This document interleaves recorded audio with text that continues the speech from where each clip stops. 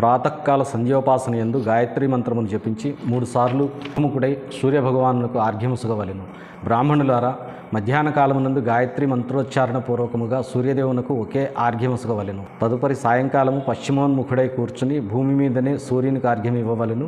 ప్రాతకాలమున మధ్యాహ్నమున దోసిలియందు ఆర్ఘ్యజలమును గ్రహించి వ్రేళ్ల కొసలతో సూర్యభగవానునకు ఆర్ఘ్యముసగవలెను.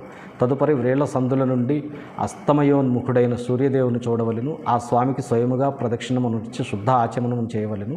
సాయంకాలమున సూర్యాస్తమయమునకు 2 గడియల ముందు చేయబడు సంధ్య నిష్ఫలమగును. ఎందుకనగా అది సాయంకాలపు సంధ్యా సమయము కాదు.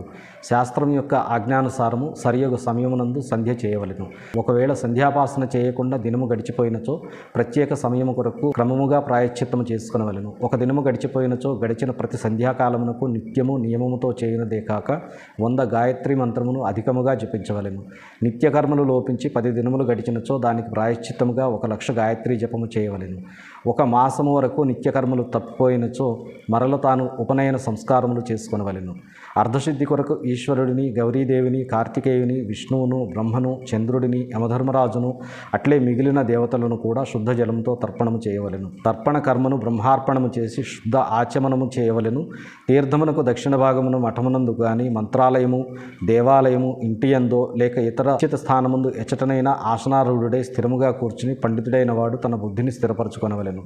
సకల దేవతలకు నమస్కరించి మొదట ప్రణవమును జపించి తరువాత గాయత్రి మంత్రమును ఆవృతము చేయవలెను. ప్రణవము యొక్క అ, ఉ, అను ఈ 3 అక్షరముల చేత జీవుడు బ్రహ్మ యొక్క ఏకత్వము ప్రతిపాదింపబడినది. ఈ విషయమును తెలుసుకొని ప్రణవమును జపించవలెను. జపకాలమునందు మనము 3 లోకములను సృష్టించు బ్రహ్మ, పరిపాలించు విష్ణువు, సంహారమునరించు రుద్రుడు, స్వయం ప్రకాశక చిన్మయులు అనుభావముతో వీరిని ఉపాసించదము. బ్రహ్మస్వరూపమైన ఓంకారము మన కర్మ జ్ఞానేంద్రియ వృత్తులను, మనస్సు యొక్క వృత్తులను, అట్లే బుద్ధి వృత్తులను సదా భోగములు, మోక్షమును ప్రసాదించు ధర్మము, జ్ఞానము వైపునకు ప్రేరేపించుగాక అని ప్రణవము యొక్క ఈ అర్థమును బుద్ధి ద్వారా చింతన చేయుచు జపించువాడు నిశ్చితముగా బ్రహ్మను పొందును. లేక అర్థముతో అనుసంధానము చేయక కూడా ప్రణవమును నిత్యమును జపించవలెను. దీనివలన బ్రాహ్మణత్వము సంపూర్ణము కాగలదు.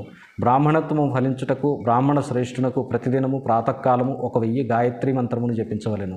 మధ్యాహ్న కాలమునందు 100 సార్లు, సాయంకాలమునందు 28 మారులు జప విధానము కలదు.